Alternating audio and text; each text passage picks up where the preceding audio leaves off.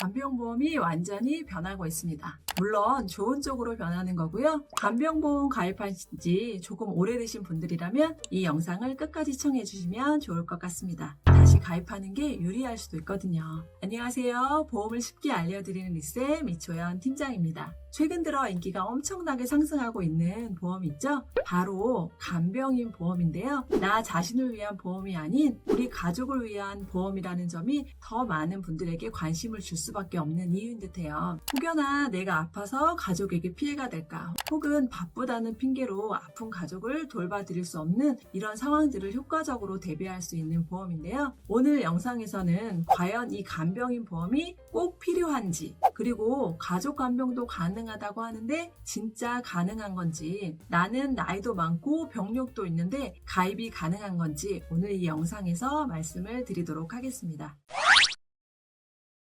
첫 번째, 간병인 보험이 반드시 필요할까요? 각종 상해나 질병 또는 인공관절 수술을 했다든지, 또 암이나 심장질환에 걸렸거나, 이렇게 또 심각한 병이 아니더라도 면역력이 떨어지거나 나이가 많아서 신체 기능이 약해서 감기로도 할 수 있는 게 입원인데요. 가족이 있어도 거리가 너무 멀거나 자식들이 일을 해야 하거나 또 돌볼 아이가 있다면 24시간 내내부터 간병을 한다는 게 그리 쉽지가 않겠죠. 또 1인 가구이신 분들은 나를 케어해줄 간병인이 언제 필요할지 알 수가 없으니까 미리미리 준비를 해두시기도 하고요. 또 저는 우리 아이들도 입원비 개념으로 간병보험에 가입을 해두었는데요. 뒤에서 말씀드리겠지만 운동하다 골절이 되어서 핀을 박아서 일주일 정도 입원을 하게 되었는데요. 가족 간병으로 보상을 받은 경험이 있기 때문에 더더욱 어린 자녀들도 간병보험 가입을 추천을 드리고 있습니다. 보건복지부에서 발표한 의료서비스 경험조사에 따르면 간호간병 통합병동 입원 비율이 젊은 나이인 30에서 39세에도 56.5%나 차지하고 있고요. 40세에서 49세는 33.9%를 차지하고 있었습니다. 이 간호간병 통합병동 입원 일당도 간병인 보험에서 굉장히 중요한 특약으로 많은 분들이 가입을 하고 계시는데요.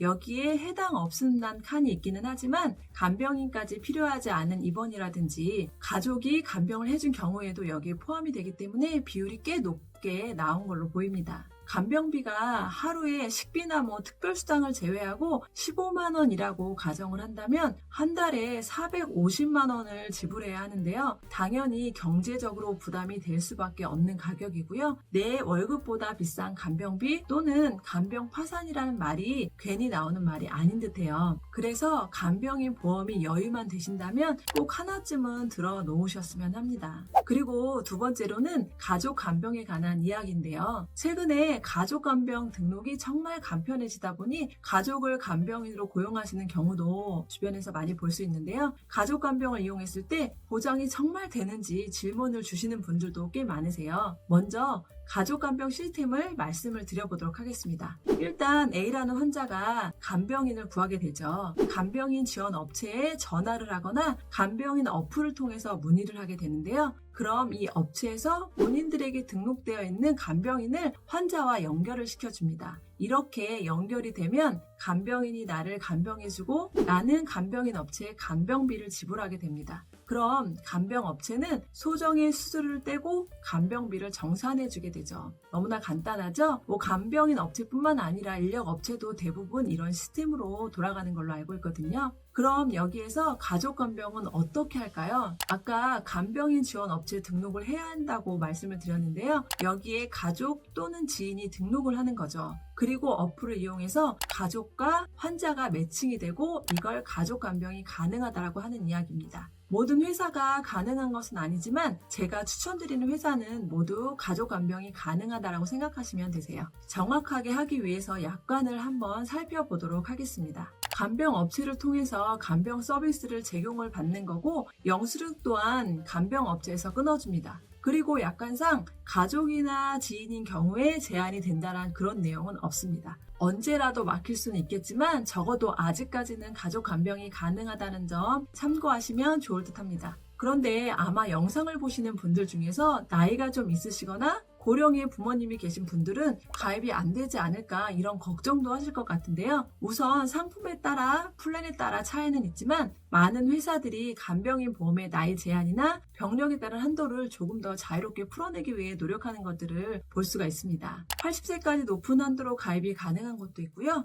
80세가 넘어서도 가입이 가능한 것도 있습니다. 일반적인 보험 대비 나이 제한이 많이 풀려있는 상황입니다. 병력 역시 당뇨나 고지혈증, 고혈압약 복용, 또 꾸준히 호르몬 약을 복용하지 않은 경우에는 전혀 문제가 되지 않고요. 보통 문제가 되는 건 5년 이내 입원이나 수술 이력인데요. 웬만한 수술도 넘어가는 경우가 있지만 척추관 협착증으로 인한 수술을 했다든지 장기간 입원을 했다든지 또는 중대한 질환이 있다든지 이런 경우에는 제한이 있을 수가 있습니다. 즉 정리하자면 제한이 전혀 없는 것은 아니지만 고령의 고객님들을 위해 나온 보험인 만큼 웬만한 병력은 문제없이 넘어갈 수 있으니 언제든지 연락 주시면 친절하게 상담을 도와드리도록 하겠습니다. 이번에는 가장 궁금하신 설계안을 보여드릴 텐데요. 지금 남성분들은 단연 A사가 압도적으로 우위에 있기 때문에 다른 회사는 고려하지 않으셔도 된다고 말씀을 드립니다. 50세 남성 20년나 90세 만기 무해지 환급형 비갱신형 설계안 보여드리도록 하겠습니다.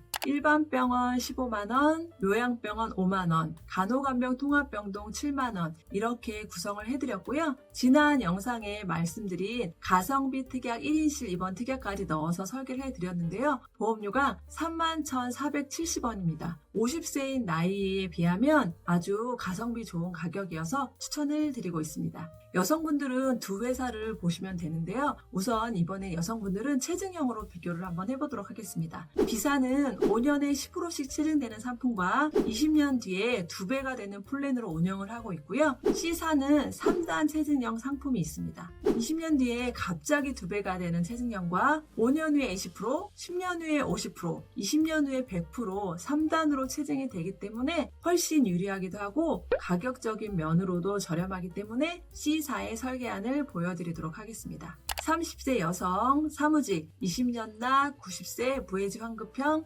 비갱신형입니다. 여성도 일반병원 15만원, 요양병원 5만원, 간호간병 통합병동 7만원 보장으로 설계를 했을 때 37,096원으로 3단계 체증이 되는 상품이다 보니 그리 부담되는 금액은 아닌 것 같습니다. 오늘은 이렇게 간병보험에 대해서 알아보았는데요. 오늘 보여드린 추천 설계안에 대해서 궁금하시다면 상단의 연락처나 혹은 카카오 채널 검색해서 리쌤의 알기 쉬운 보험을 통해 문의를 주시면 친절하게 답변해 드리도록 하겠습니다. 오늘의 영상이 도움이 되셨다면 좋아요, 구독 부탁드릴게요. 리쌤의 알기 쉬운 보험이었습니다. 감사합니다. 본 광고는 손해보험 광고심의 기준을 준수하였으며 유효기간은 심의일로부터 1년입니다.